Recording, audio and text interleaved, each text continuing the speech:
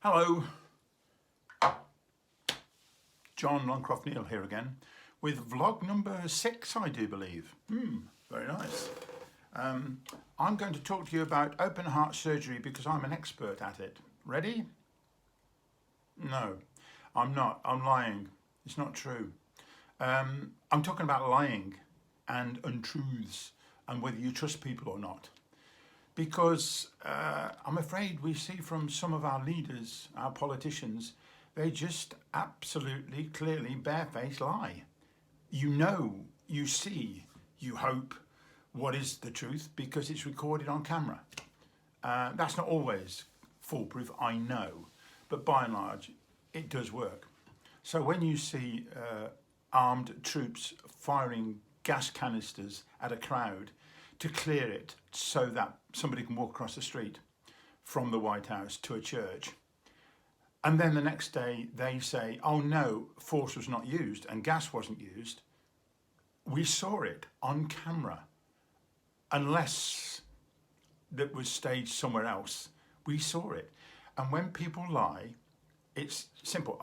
When I was a school teacher, I had to put this point over to children, that if you tell a lie and are known to tell lies on a regular basis, why should anybody trust you? Because as soon as you open your mouth, they think you're lying. So you can say, how do you know this person's lying? Because his lips are moving. Job done. It's as simple as that. It's outrageous. I mean, we have our own politicians who do similarly. They'll say things which are out and out true, or they will sort of be economic with the truth, as they say. We've had instances recently where bits and pieces have been missed out completely of anecdotes and stories about what happened to people because they haven't put everything in there. So it's distrust and lying. It's terrible. It really is.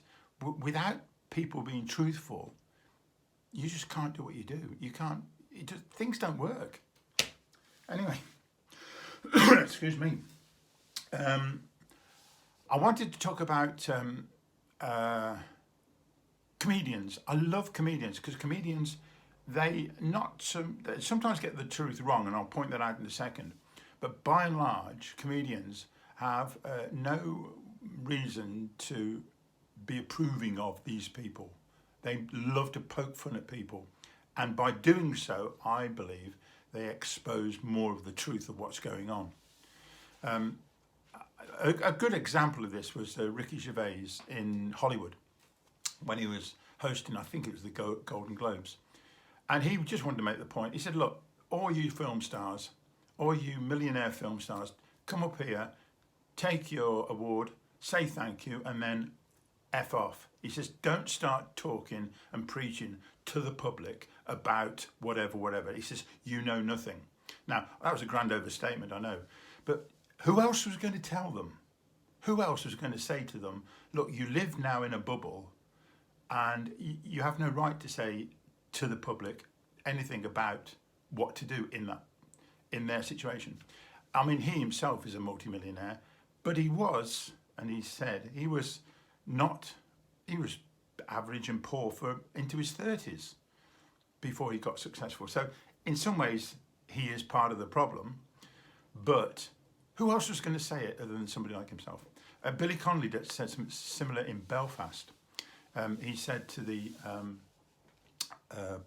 audience there, who were either Republican or Loyalist, Protestant, Catholic, for a worse term to use, he said, fancy this, the Harland and Wolff crane is orange, which is the symbol of the Protestants, the Loyalists to the crown.